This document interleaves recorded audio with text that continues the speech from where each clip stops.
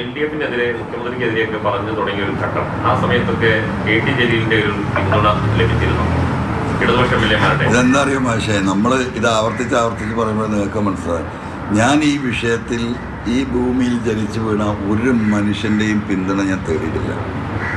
ഒരു മനുഷ്യൻ്റെയും. ഞാൻ ഈ വിഷയം കേരളത്തിലെ സഖാക്കളുടെ ഇടയിലേക്കും കേരളത്തിലെ പൊതുസമൂഹത്തിൻ്റെ ഇടയിലേക്കുമാണ് ഞാൻ ഉയർത്തിയത്. ഇന്നും ഞാൻ ആ വിഷയത്തിൽ അതിൽ നമ്മളെ സഹായിക്കുന്നവരാരാ?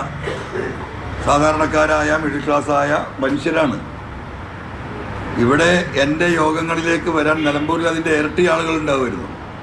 പക്ഷേ അതിലേക്ക് ആളുകൾക്ക് വരാൻ കഴിയില്ല. കാരണം അവർ റേഷൻ കാർഡ് പുതുക്കാൻ നിൽക്കുകയാണ്, അവർ ഈ ലൈഫ് പദ്ധതിയിലൊരു വീട് കിട്ടാൻ നിൽക്കുകയാണ്, കുട്ടികൾക്ക് എന്തെങ്കിലും ജീവിതത്തിൽ വിദ്യാഭ്യാസ സഹായം കിട്ടാൻ കാത്തിരിക്കുകയാണ്. വേറെ സർക്കാരിൽ നിന്ന് എന്തെങ്കിലും ഇവരെയൊക്കെ കണ്ണുരുട്ടി ഇവർ പേടിപ്പിച്ചുകൊണ്ടേയിരിക്കുകയാണ്. ഇവർക്കൊന്നും ആ മറ കടന്ന് വരാനുള്ള ശേഷി സാധുക്കൾക്കില്ല. പലരോടും ഞാൻ പറഞ്ഞാൽ നിങ്ങൾ വരണ്ടെന്നാ.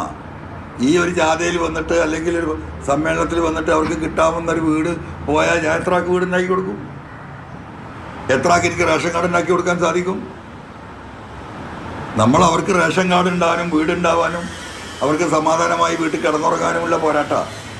അപ്പോൾ ആ പോരാട്ടത്തിൽ ഞാൻ മുന്നോട്ട് പോകുമ്പോൾ എൻ്റെ കൂടെ വന്ന് ഇവർക്ക് ഇത് നഷ്ടപ്പെടുന്ന സാഹചര്യം ഉണ്ടാവും എന്ന് മനസ്സിലാക്കിയവർ അവരോട് വരണ്ടെന്ന് ഞാൻ പറയുന്നത്.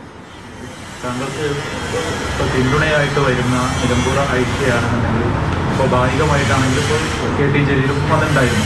അപ്പോൾ അതൊക്കെ ഡെപ്ലി ചെയ്തിട്ട് അതിലധികം മാറ്റാൻ വേണ്ടിയിട്ടുള്ള ഒരു ബോധവൽക്കരണ പാർട്ടിയുടെ ഭാഗത്തുനിന്നുണ്ടോ? ആയിഷാത്ത ഇതിലെ പോകുമ്പോഴേ കയറിയതാണ്. ബാപ്പു വെള്ളിപ്പറമ്പ് എന്നെ നേരിട്ട് വന്ന് കണ്ടിട്ട് എനിക്ക് പിന്തുണ അറിയിക്കാൻ വന്നു. ആയിഷാത്ത പോകുന്ന വഴി ഞാൻ എൻ്റെ മോനെ എൻ്റെ കൂടെ ഉണ്ട് കേട്ടോ എന്ന് പറയാൻ വന്നതാണ്. എൻ്റെ വീട്ടിലാണ് വന്നത്. അതിനൊക്കെ എങ്ങനെയും മാറ്റി പറയിച്ചൂടെ? 90 വയസ്സായി, ആരോഗ്യ പ്രശ്നങ്ങളുണ്ട്, ജീവിത പ്രശ്നങ്ങളുണ്ട്. നിലമ്പൂരിൽ അവർക്ക് ചുറ്റുപാടുമുള്ളത് ഈ പറയുന്ന ആളുകളാണ്. സ്വാഭാവികമല്ലേ, അതൊക്കെ അതിൻ്റെ വഴിക്ക് പോകും. എന്നാലും അവരുടെ മനസ്സ് എവിടെയാണെന്നുള്ളത് കേരളത്തിൽ ജനങ്ങൾക്കറിയാലോ.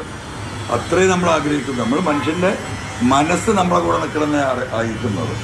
ശാരീരികമായി പലർക്കും ഒന്നും നിൽക്കാനുള്ള ശേഷിയില്ല.